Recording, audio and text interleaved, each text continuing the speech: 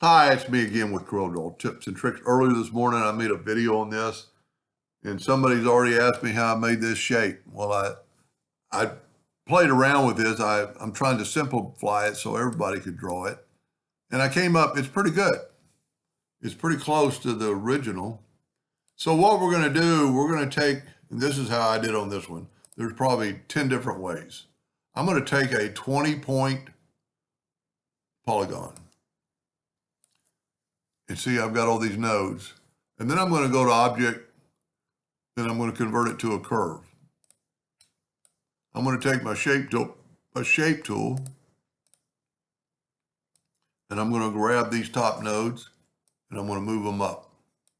Then I'm going to grab the inside 3 nodes and move them up. And then I'm going to grab the center one and move it up. So I've kind of got my shape that I want already. Now, I'm going to take a 2-point line and hit P, and then take this and hit P. And actually, let me move this out of the way. Actually, I'm going to take another 2-point line and hit P, even though this isn't in the center of the page because my hump is up there. I'm actually going to take away everything but a quarter of it. Now, like I said, there's probably 100 ways, well, 50 ways at least to draw this shape. So I'm just, with my smoothing tool, I'm just getting this smoother. Now, it's still not as pointed as I like it. So I'm going to take the shape tool, and by working with just a quarter of it at a time, I can make stuff like this work. Go back to the shape tool or the smoothing tool. And don't worry about right now that it's not round on the bottom. I'm going to change this to 1 inch. It's going to react a lot quicker. And that's probably a little bit more of a peak than I want. You could actually move, like these 3 nodes straight down. Let's call that good. Now I'm going to actually take away my lines. And don't worry about it, it's not round. Control D and make a duplicate. Hold down that. Control D and make a duplicate. Hold down the 2-sided cross and get that. That's not bad, except for it's not round yet because I started so much lower. So I'm going to just move this down with the control button. And that would almost work, but I'm going to bring in an ellipse and hit P, put it in the center of the page. You kind of put it right between these two, and then use the, hold down the shift key and have it grow from the inside out. This isn't really working like my first attempt at it. I don't like that at all. Tell you what we could do. Let's just take the shape tool. Well, let's just take a 2-point line and go from there to there and there to there. And let's go ahead and fill this in with the Smart Fill tool.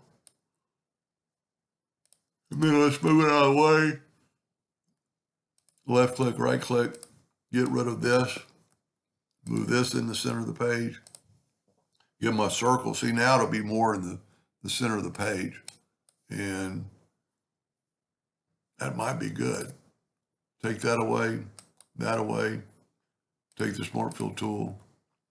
It's really 2-pointed compared to the one I made earlier, but you can, that was just one try. And like I said, there's 100 different ways to do it. So let's just kind of like start over. Now it'll actually work better because it's actually going to be in the center of the page. And we'll take our virtual segment delete key and delete that. All we need to do is make this slope a little better. And if you look, we can take our shape tool and we can take out these nodes and see what it looks. We'll look at that. I might have hit it right on the nail, right off the bat. Let's go ahead and bring this down a little bit. That might be too much of a point right now. And let's delete that node and see what happens. That looks pretty good. Let's get rid of our lines. And see, by drawing in quarters, Control D to make a duplicate, hold down the control button, get the two-sided cross. That's going to be perfect. Control D, get the two-sided, keeping your hand on the control button. It's a little bit, well, what we can do, take the Smart Fill tool. I got really lucky, I guess, on my first one. We could just take it and stretch it and then actually reduce it. Yeah, it's not as nice as my first one. You can see I'm sloped in a little bit more, but a little bit of practice. So that's how you would do it. And the only other way you could do it would be to maybe take a rectangle, take the shape tool, hold down the control button. Whoop, hold down the control button. I hit the shift key.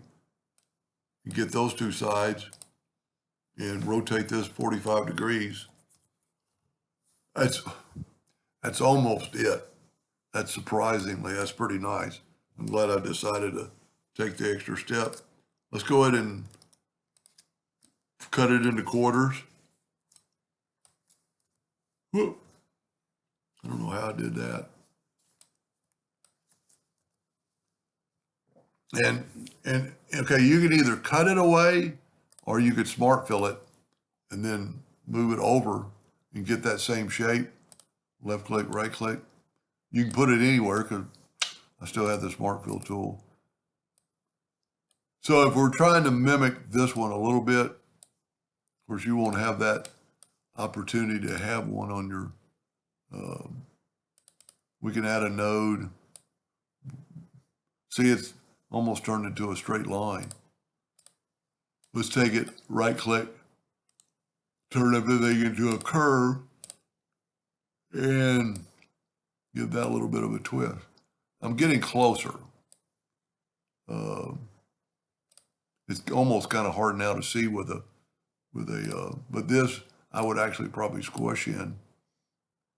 Let's bring it down. I'm not going to take away the lines this time. Control D. We're there. We're pretty close. Control D. And just get that two-sided crossing. And see, you don't have to delete those lines. You can always delete them. That's pretty close. But anyway, you get the idea. So there's two ways. Somebody might even chime in. I mean, I'm not sure that the common shape teardrop would help us in this scenario. Control D and make a duplicate, mirror it upside down, bring that, you know what, that's going to be, so there's the third way. That's pretty close.